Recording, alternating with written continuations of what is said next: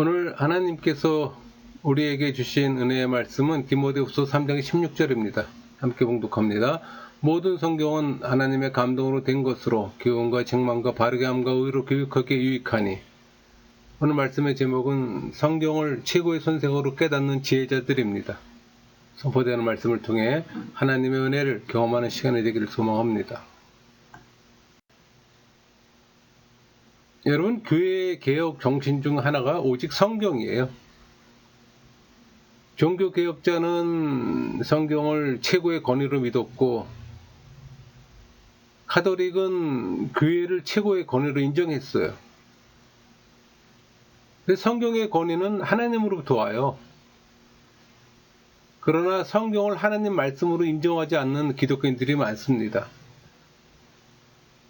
종교개혁자들이 성경의 권위를 말하는 이유가 있어요. 이는 우리가 존경심으로 권위를 수용할 준비를 갖추고 또 의심에서 벗어나기 위해서입니다. 마치 하늘로부터 직접 들은 것처럼 하나님의 살아있는 음성 자체를 듣습니다. 그게 개혁주의 신앙이에요. 그러니까 교회가 성경을 만드는 것이 아니에요. 교회가 인정하든 안 하든 성경은 하나님의 말씀입니다. 여러분은 진정 성경을 하나님 말씀으로 인정하십니까? 성경의 권위는 교회의 전통이나 이성의 비판이나 증명에 의해서가 아니에요. 성령의 내적 증거에 의해서 확립된다는 겁니다. 여러분, 성경의 저자는 성령 하나님이에요. 여러분 혹시 알고 계십니까?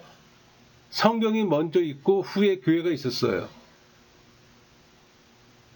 그러니까 성경의 권위는 하늘로부터 온 것이지 지상 교회 승인에 의해 양도된 것이 결코 아니라는 겁니다. 만약 교회 결정에 따라 성경에 대한 존경심을 가져야 한다고 생각해 보세요. 그럼 교회에서 독재를 행한 신성 모독한 목사에 대해서는 우리가 어떻게 판단할까요? 근데 신성 모독이 로마 카톨릭 교회에서 빈번하게 일어났어요. 그건 교회사가 증명했습니다. 이 시대 많은 교회에서 그런 일이 비일비재하게 또 일어나고 있잖아요. 이렇게 되면 인간의 결정이 성경에 권위를 주는 꼴이 되기에 매우 위험합니다. 여러분, 하나님 말씀은 천지 창조 이전부터 있었습니다. 교회가 66권을 정경으로 인정한 게 아니에요. 성령 하나님이 교회를 감동시키고 또 인도해서 교회로 하여금 받아들이게 하신 겁니다. 그러니까 교회가 하나님 말씀을 신앙 고백 형식으로 진술한 명제를 우린 교리라고 말합니다. 그러니까 교리가 바로 서야 교회가 바로 서는 거예요. 교리가 넘어지면 교회는 그냥 쓰러집니다. 그러니까 교리는 교회가 서고 넘어지는 조항이에요. 그러니까 교리는 성경에 의해서 규정된 규범이며 또 성경은 교리를 규정하는 규범입니다. 그래서 성경을 원규범이라고 하고 규정된 규범으로서의 교리를 2차적 규범이라고 말하는 겁니다. 그러니까 교회의 교리는 말씀보다 앞설 수가 없어요. 여러분, 교회는 경건의 직분이 있어 교리의 수용이 교회보다 앞섭니다.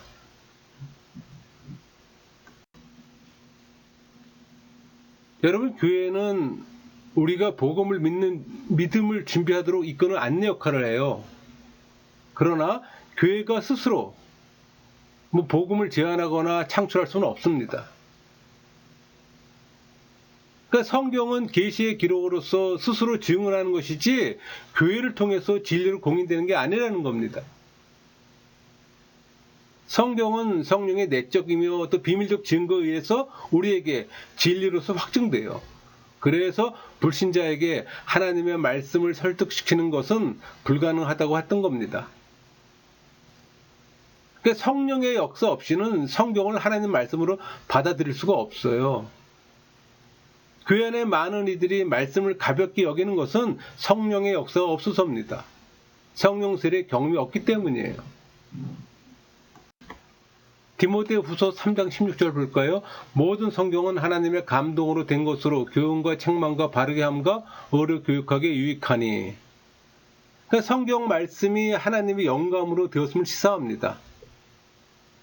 성경의 절대 영감소를 뒷받침해주는 근거가 되는 거예요. 여러분, 성경 전체가 하나님의 감동, 즉 성령의 영감으로 기록되었음을 명시로 보여주는 아주 매우 유명한 구절이기도 합니다. 사도 바울은 성경의 유익함을 네 가지로 제시하는 거예요. 교훈과 책망과. 그래서 교훈과 책망은 교리적 요소에 관련되는 거예요. 바르게 함과 의로 교육에 유익하니. 이 부분은 또 실천적 요소에 관련되는 겁니다. 그 말은 성경 66권은 교리적으로나 실천적에서 유익함을 제공하기에 부족함이 없다는 말이에요. 한마디로 성경은 그리스도인의 교사로 부족함이 없다는 말이기도 합니다. 그래서 성경을 교사로 두라는 말이에요. 성경은 여러분의 최고의 선생입니다. 여러분, 성경의 확실성은 오직 성령의 내적 증거에 의해서 얻게 되는 겁니다. 그러니까 하나님의 입 그 자체로부터 흘러나오는 말씀을 기록한 것이 성경이잖아요. 그러니까 성령 하나님의 증거는 인간 이성보다 우월해요. 그러니까 성령은 경건한 자의 믿음을 확언하는 인과 담보물이라고 불립니다. 이런 이유에서 성령이 인간의 마음을 계몽시킬 때까지 인간은 의심의 바다에서 이리저리로飘하게 되는 거예요. 그러니까 예수의 믿음을 수여한 자만이 인간의 심령에 하나님의 성령의 인치심을 이해할 수가 있어요. 영적 지혜입니다. 그러니까 성령 세례를 경험하지 못한 자가 어찌 성령의 인치심을 이해할 수가 있겠습니까? 그래서 성경을 멀리하는 거예요.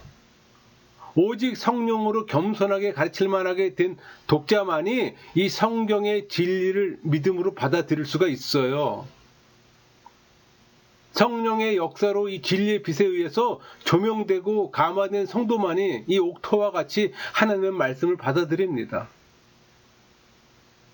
그러니까 성령이 말씀으로 우리 안에 인치시는 예수의 믿음 말고는 구원에 이르는 길이 없는 거예요. 그래서 성령 세례가 필수인 겁니다. 택함 받은 자라도 교회의 몸에 접붙임이 되기 전까지 종교인이에요. 여러분, 믿는 자의 수가 적어서 염려됩니까? 괜찮아요. 택자만이 하나님의 비밀을 이해할 수 있음을 기억하세요. 성경이 여러분의 선생님을 깨닫습니까? 우리 이사야 59장 21절 여호와께서 이르시되 내가 그들과 세운 나의 언약이 이러하니 곧 내 위에 있는 나의 영과 내 입에 둔 나의 말이 이제부터 영원하도록 내 입에서와 내 후손의 입에서와 내 후손의 입에서 떠나지 아니하리라 하시니라. 여호와의 말씀이니라. 이 말씀은 택자에게 주신 약속입니다. 그러니까 그중 첫째는 성령을 그들에게 계속 임하게 하신다는 약속이에요. 그러니까 성령은 계시의 근원이자 권능과 은사의 원동력이잖아요. 또 하나는 하나님의 말씀을 그들에게 계속 머물게 하신다는 약속이에요. 여러분, 말씀은 계시의 결정체예요. 은혜의 방편이요, 또 성도의 행할 바를 알려주는 또 삶의 지침서이기도 합니다. 이 두 약속은 오순절 성령 강림과 신구약 66권의 완성을 통해 1차적으로 성취되었어요. 그러니까 진리의 말씀이 성령의 역사로 우리 심령에 그대로 내리는 겁니다. 여러분, 성령의 내적 증거는 하나님의 말씀이 확실한 진리임을 객관적으로 인정하게 합니다. 동시에 그 진리가 참되다는 이 주관적인 확신에 이르게 하는 거예요. 여기서 확신은 성령의 감동으로 성경의 내적 감화력을 신뢰하는 걸 말하는 거예요. 그래서 회심한 자만이 말씀을 배우고 배운 바 확실하게 행하는 겁니다. 불신자나 종교인들은 그렇게 하지는 못해요. 성령의 감화를 육체로 판단할 수는 없습니다. 인간의 이성이나 의지로는 성경을 하나님 말씀으로 받아들이지를 못해요. 불신자들을 보면 쉽게 알 수 있잖아요.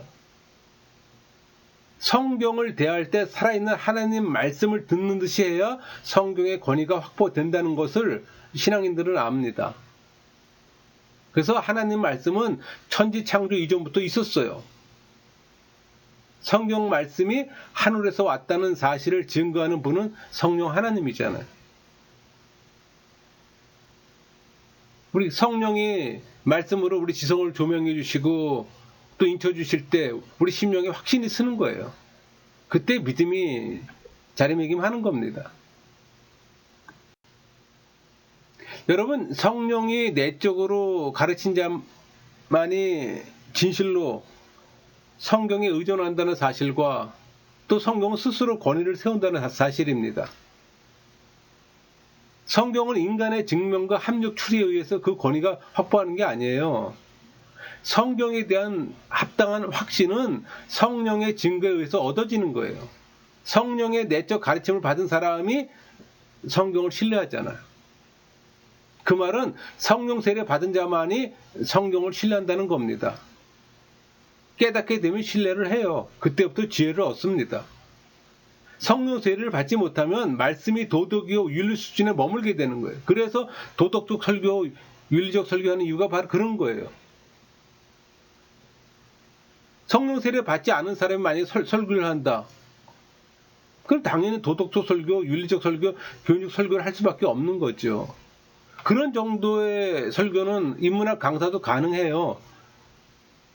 굳이 목회자가 아니어도 그 정도는 인문학 강사도 얼마든지 가능하다는 얘기입니다. 그러니까 말씀 계시가 진리라는 이 객관적 확실성과 그것이 우리 가운데 작용함에 대한 이 주관적 확신을 동시에 갖게 하는 거예요. 이 객관적 진리에 대한 주관적 감화는 곧 구원의 내적 역사와 다르지 않아요. 그러니까 우리가 하나님의 말씀을 구원의 지식, 생명의 지식이라고 부르는 이유가 여기에 있는 거예요. 성령의 내적 증거와 순종이 말씀의 객관적 확실성에 대한 주관적 확신입니다.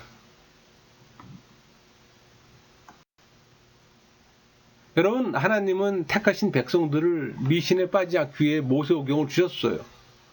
또 그것의 해석인 선자들의 그린 또 선지서를 주신 겁니다. 그러니까 이런 하나님 말씀이 기록되어져 우리로 하여금 바른 길을 또 걷도록 하셨어요.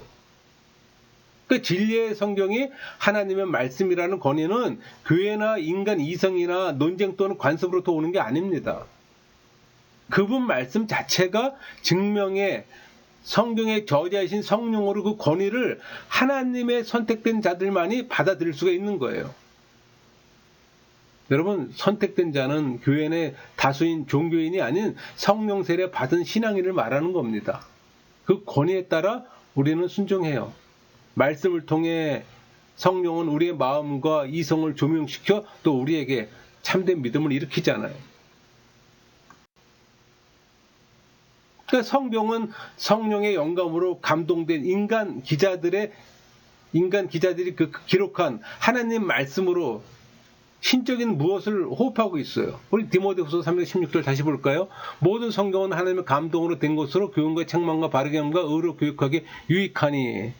그러니까 모든 성경은 하나님의 감동으로 되었다 하면 하나님이 성경 기록자들을 감화시켜 이 말씀을 정확무호하게 기록했다는 사실이에요. 그뿐 아니라 그들의 입에 말씀 자체를 불어넣어 주셨다는 사실까지도 포함하는 겁니다. 그것을 계시 기록의 영감, 계시 구설의 영감이라고 말하는 거예요. 이것은 하나님이 호흡으로 생기를 불어넣어 사람을 생명으로 지으신 창조의 사역과 비유되는 겁니다. 우리 창세기 2장 7절 여호와 하나님이 땅의 흙으로 사람을 지으시고 생기를 그 코에 불어넣으시니 사람이 생명이 되니라. 그렇게 증거하잖아요. 그러니까 예수 그리스도는 육신으로 오신 하나님 말씀으로서 우리를 위한 길이요 진리요 생명이 된 거예요. 우리 요한복음 14장 6절 말씀처럼 예수께서 이르시되 내가 곧 길이요 진리요 생명이니 나로 말미암지 않고는 아버지께로 올 자가 없느니라. 여기에 삼일체론적 기독론적 계시의 이해가 나타나는 겁니다. 스스로 말씀이신 삼일체 하나님이 스스로 우리를 위한 말씀이신 그리스도가 되셨어요. 그래서 삼일체 하나님을 알지 못하면 우리가 믿는 하나님을 바로 알지 못하는 거예요. 여러분, 성경에 대한 권위는 인간의 그 어떤 능력에 의존하지 않아요. 믿음은 사람의 지혜나 능력이 있지도 않습니다. 목회자의 설교 역시 사람의 지혜나 능력이 있지 않아요. 진리는 사람의 도움을 받지 않아도 그 자체로 유일한 충족성을 갖고 있어요.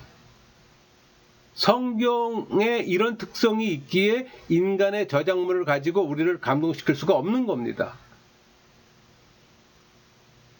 그러니까 성경은 신적인 것이고 또 숨쉬고 있기 때문에 말의 기교를 넘어서는 강력한 진리의 힘이 있어요. 그러니까 성경에는 천국의 장엄한 비밀들이 손질되지 않고 꾸밈 없는 어떤 단순한 문체로 기록되어 있어요. 그래서 하나님의 특별 은총 없이는 성경 말씀에 대한 올바른 이해에 이를 수가 없는 겁니다. 성령의 내주하심이 없으면 성경의 진리를 바로 알 수 없는 이유이기도 해요. 그러니까 성령 세례 받지 않은 많은 신학자들이 정도에서 벗어나는 이유이기도 합니다.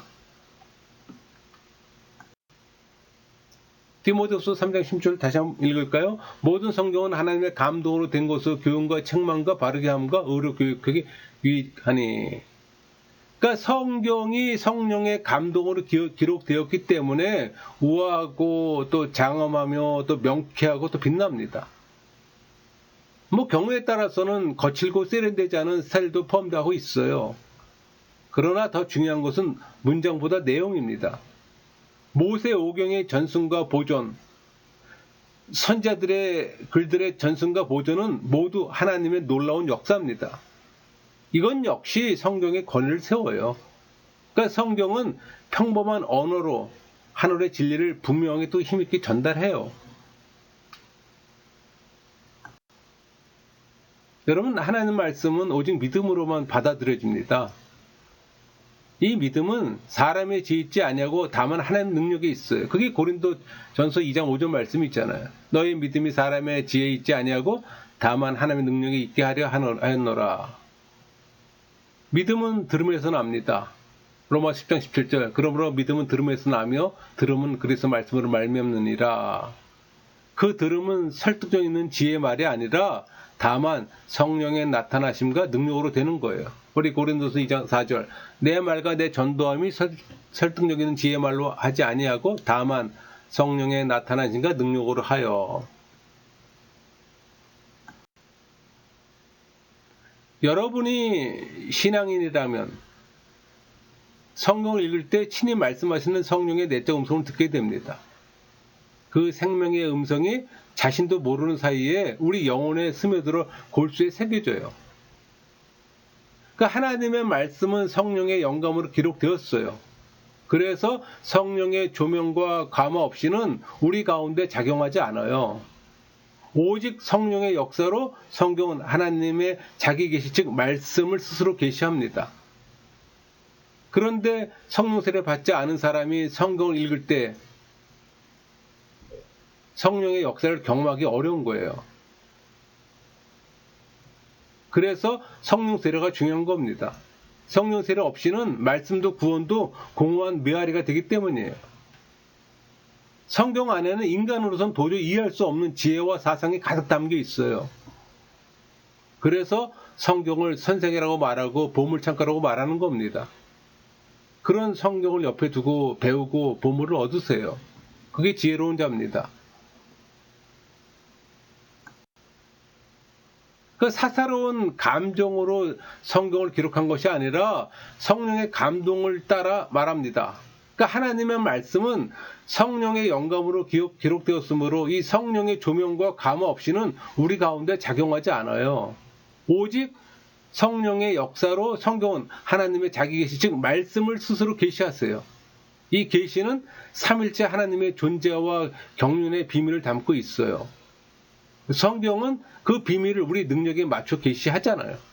그래서 학력이 높으면 높은 대로, 낮으면 낮은 대로 계시하시는 겁니다. 스스로 계신 하나님이 처음이자 나중이 되시듯이 그분의 말씀도 스스로 존재하며 자체 증거로 증언하는 거예요. 그러니까 시간에 속한 것은 영혼에 속한 것이기에 증거가 될 수가 없어요. 시간은 영혼 속에 포함되어 있기 때문에. 그러니까 하나님이 세상을 창조하실 때 시간 가운데 창조한 것이 아니라 시간을 포함해서 모든 걸 창조하셨어요. 그래서 하나님을 인간 시대의 굴레로 재현하는 자들은 무지한 자들입니다. 우리 시간이라는 개념에 한정되어 있잖아요. 거기 매여 있잖아요. 그러나 하나님은 시간을 초월하시잖아요. 시간은 인간 개념에서의 범주예요. 하나님에게는 아무 해당이 안 되는 범주입니다.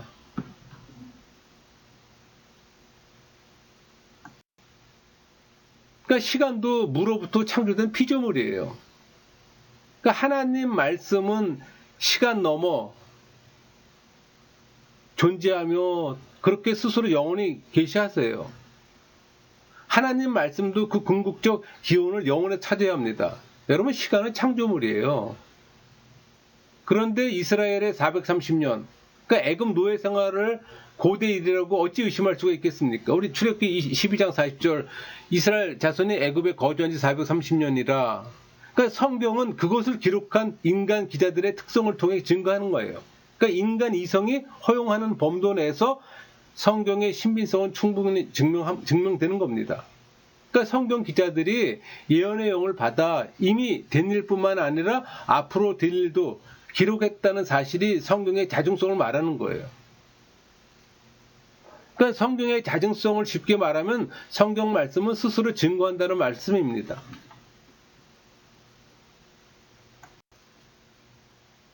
여러분, 성경은 예언과 성취라는 구조로 이루어졌잖아요.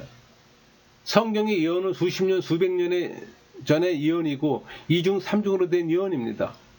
예를 들면 창세기 40장 10절, 규가 유다를 떠나지 아니하며 통치의 지팡이가 그발 사이에 떠나지 아니하기를 실로가 오시기까지 이르니니 그에게 모든 백성이 복종하리로다. 그러니까 모세는 야곱의 예언을 소개하면서 유다 지파에서 왕이 날 것이라고 예언했는데 그게 400년이 지나 성취되었잖아요. 그러니까 이방인들이 하나님의 약속 안에 들어올 것을 예언했는데 그것도 2000년이 지나 성취되었어요.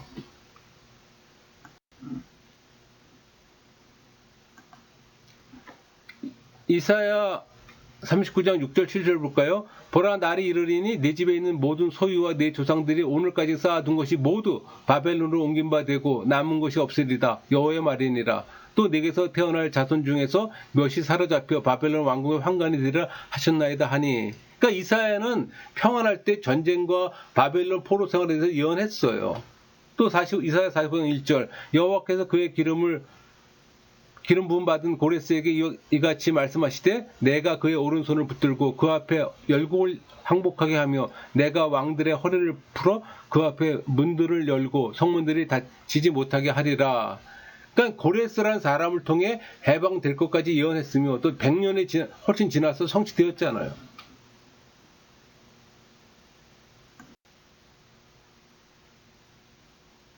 우리 에레미야 25장 11절 11절 볼까요? 이 모든 땅이 폐허가 되어 놀랄이 될 것이며 이 민족들은 70년 동안 바벨론의 왕을 섬기리라. 여호와의 말씀이니라. 70년이 끝나면 내가 바벨론의 왕과 그의 나라와 갈대아인을 땅을 그 지역으로 말미암아 벌하여 영원히 폐허가 되게 하되. 그러니까 예레미야는 포로 생활이 70년간 계속될 것까지 예언했어요. 다니엘은 600년 후에 있을 것을 마치 눈앞에 보고 있는 것처럼 예언했잖아요. 그러니까 예언과 성취라는 성경의 구조는 역사를 통해 검증되었어요. 오래된 문서의 보존은 하나님의 섭리에 의해서 기적적으로 보존합니다. 또 복음서 기록들은 단순 명령과 또 위엄을 갖추었잖아요. 오늘 로마 3장 2절 볼까요? 범사에 많으니 우선은 그들이 하나님 말씀을 맡았음이니라. 하나님의 말씀을 맡은 유대인자들은 기독교의 기록자들입니다. 그러니까 사도 바울은 복음에 대해 잔인했고 피보기를 즐기던 원수였어요. 하지만 자신이 반대했던 교리를 변하기 위해 글을 썼다는 것은 성령의 가르침 외에 다른 것으로 설명할 수가 없습니다.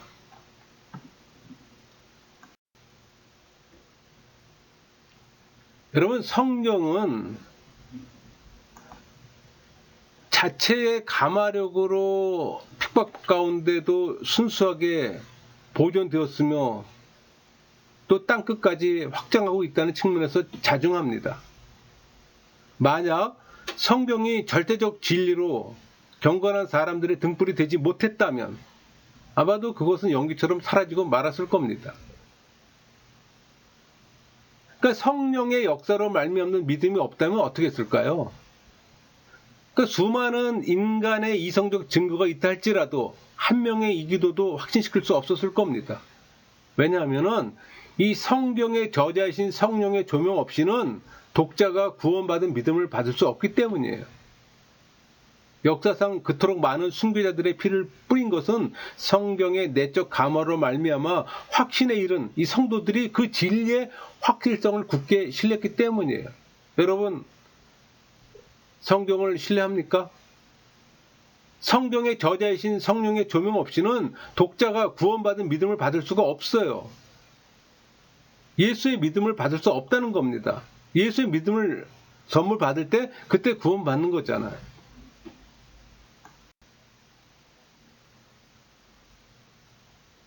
여러분, 성경이 진리임을 확신하게 되는 것은 간단해요. 뭐 사람의 권함이나 지혜가 아니라 오직 스스로 말씀하시는 말씀의 증거로 이루어져요. 그러므로 이성적인 추론이 아니라 이 마음의 경건과 평강이 선행되어야 한다는 것은 어거스틴의 말은 합당합니다. 그러니까 성경이 하나님의 말씀임을 불신자에게 설득시키려고 하는 것은 매우 어리석은 행동이에요. 여러분이 말수환이 없거나 여러분의 지식이 부족해서가 그러는 게 아니에요. 그 이유는 오직 믿음으로만 알 수 있기 때문에. 그러니까 사도 바울과 베드로의 글은 우리의 둔한 마음을 각성시키고 양심을 일깨웁니다. 마태나 베드로와 요한, 바울, 이 사람들이 갑자기 변해서 새 사람이 되었어요. 그리고 그들이 하늘의 신비한 진리를 가르치기 시작한 것은 성령의 역사하심 말고는 달리 설명할 수가 없는 겁니다. 그들의 능력이 뛰어나서가 아니에요. 목회자의 설교 능력이 뛰어나서 복음 전파가 이루어질까요? 아니에요. 절대 그렇지 않습니다. 목회자는 바른 복음만 선포하면 되는 겁니다. 교리만 선포하면 되는 거예요. 진리만 선포하면 되는 거예요. 문제는 복음 설교를 하는 게 아니고 복음적 설교를 해서 문제가 되는 겁니다. 설교에 자신 없다고 은사를 구하는 헛된 욕망을 버려야 합니다. 자신의 명예와 안위 때문에 은사만을 구하는 것은 아닌지 반성도 필요해요. 정리할게요. 인간이 이해할 수 없는 언어로 기술된 것이 성경입니다. 그 말은 하나님의 말씀은 선지자들, 사도들, 순교자들을 통해 그 신비성이 증명되었다는 겁니다. 인간의 이성적 논증을 통하지 않아요. 사람들은 성경에 표현된 형태를 갖고 비평하기도 합니다. 하지만 진실하다는 측면으로 이해하고 또 예언의 성취를 통해 성경의 신비성은 증명되었어요. 그것을 깨닫는 지혜가 필요합니다. 성경은 성령의 영감으로 기록되었기에 그 권위도 성령께서 증명해요. 그러니까 말씀을 통해 믿음을 가질 수 있잖아요. 그 말씀을 동반해서 성령께서 선택한 자들에게 예수의 믿음을 심어주십니다. 여러분이 지혜자라면 성경을 최고의 선생으로 곁에 두고 수시로 교감하세요. 혹시 여러분이 성령세를 받지 않았다면 성경을 통해 하나님을 알아가고 말씀을 통해 신앙인이 되세요. 그럼 성경이라는 최고의 선생을 곁에 둘 수 있는 축복을 얻을 겁니다. 성경이 최고의 선생이라는 사실을 깨닫는 지혜자로 살아가는 여러분 모두가 되기를 소망합니다. 말씀을 마치겠습니다.